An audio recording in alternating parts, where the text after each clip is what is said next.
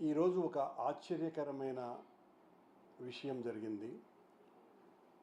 ప్రపంచంలోకెల్లా అత్యంత పెద్ద ధార్మిక క్షేత్రమైన తిరుమల ఆలయానికే ప్రథమ వ్యక్తిగా ఉన్నటువంటి పాలక మండలి చైర్మన్ బిఆర్ నాయుడు గారి సంస్థ టీవీ5 నుండి నా దగ్గర పనిచేసినటువంటి డ్రైవర్లకు ఫోన్లు రావటం జరిగింది.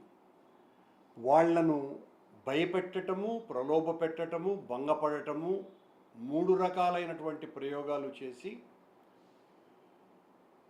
కరుణాకర్ రెడ్డిని గురించి మీరు మేమేం చెబితే అది మీడియాలో మాట్లాడాలి అంటే టీవీ5లో మాట్లాడాలని వాళ్లను ప్రలోభము, భయము 2 కలిగించటం జరిగిందట.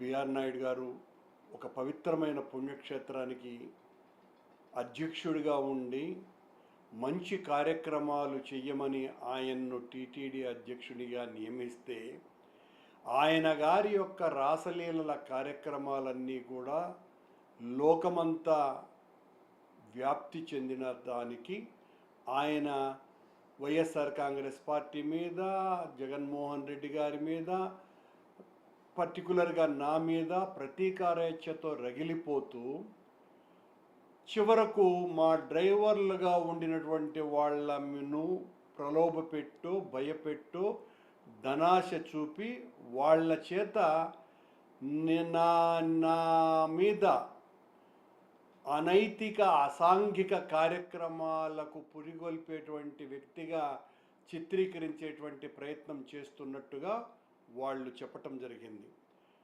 బిఆర్ నాయుడు, నీలాగా అనైతిక, అవినీతి కార్యక్రమాలు చేసేవాడిని కాదు, నీలాగా ప్రలోభాలకు గురి చేసేవాడిని కాదు, పైరవీలు చేసేవాడిని కాదు.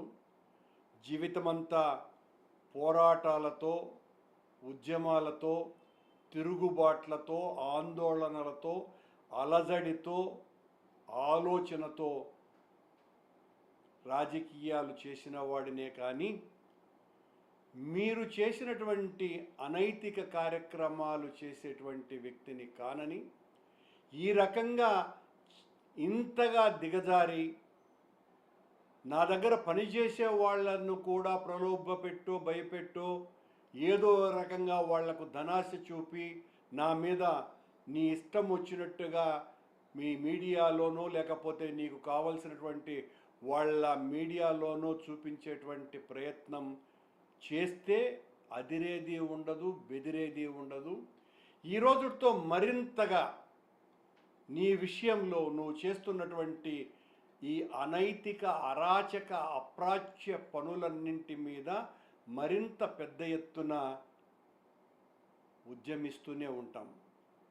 ధార్మిక సంస్థకు అధ్యక్షునిగా ఉండి వినయము, శీలము ఇవి పెట్టుబడిగా పనిచేయాల్సినటువంటి నీవు ఈ రకంగా అనైతిక, అవినీతి, ప్రలోభ, పైరవి కార్యక్రమాలు చేయటం అంటే అత్యంత నీచాతి నీచమైన దిగజారుడుతనానికి మీ వ్యవహారం పరాకాష్ట నాయుడు గారు. ఇది చాలా ఘోరము, నేరము.